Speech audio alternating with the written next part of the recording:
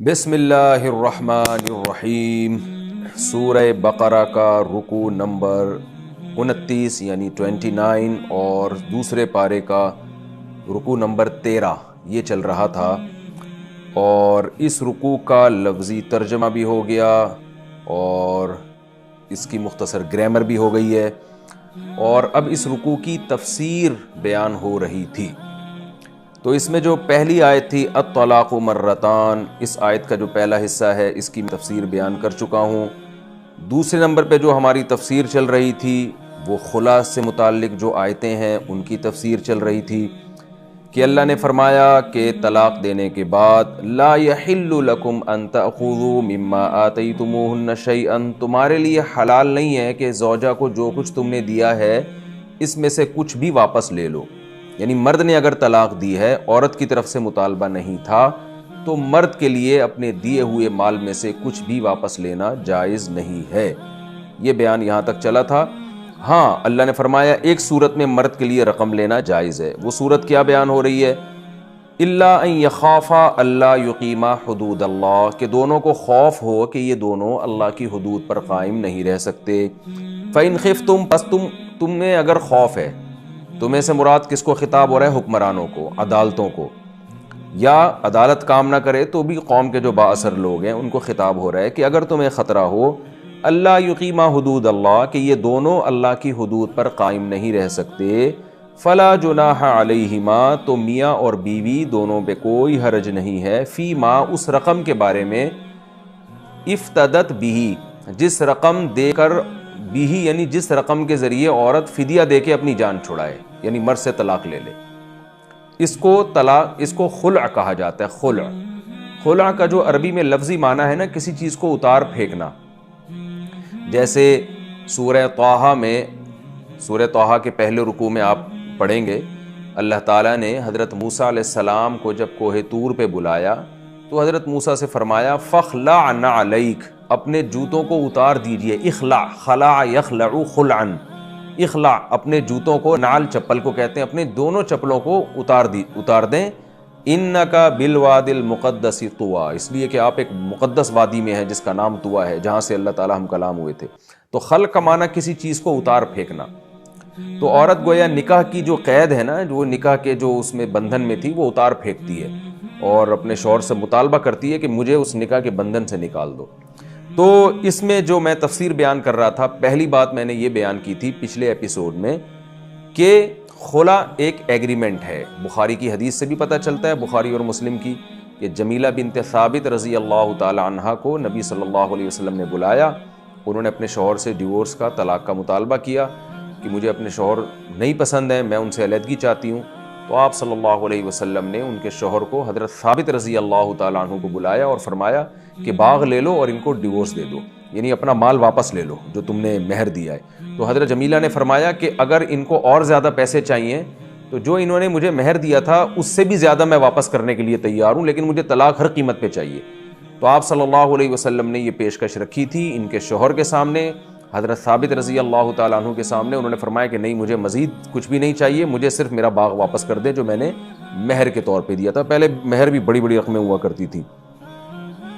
تو اللہ نے فرمایا کہ اگر دونوں اللہ کی حدود پر قائم نہیں رہ سکتے تو عورت جو فدیہ دیتی ہے اور پھر اپنی جان شوہر سے چھڑا لیتی ہے، اس میں کوئی حرج نہیں ہے۔ تو پہلی بات کیا بیان ہوئی تھی کہ فدیہ ایگریمنٹ ہوتا ہے۔ اس کی میں نے کچھ مثالیں دی تھیں، دلائل دیے تھے کہ جب تک شوہر راضی نہیں ہوگا یہ ایگریمنٹ پورا نہیں ہوگا، یعنی شوہر اس پر ایگری ہوتا ہے کہ پیسے دو، میں آپ کی جان چھوڑ دیتا ہوں، تو اس میں طلاق کا لفظ زبان سے کہنا ضروری نہیں ہے شوہر کے لیے۔ اگر وہ پیسے لے کے ڈیورس کا لفظ استعمال کرتا ہے تو بھی ٹھیک ہے، اور اگر وہ خلا کا لفظ استعمال کرتا ہے تو بھی ٹھیک ہے۔ اچھا، جب بھی خلا ہوگا تو یہ جو خلا ہے نا، یہ ایک طلاق ہوتا ہے، لیکن یہ طلاق بائن ہوتی ہے۔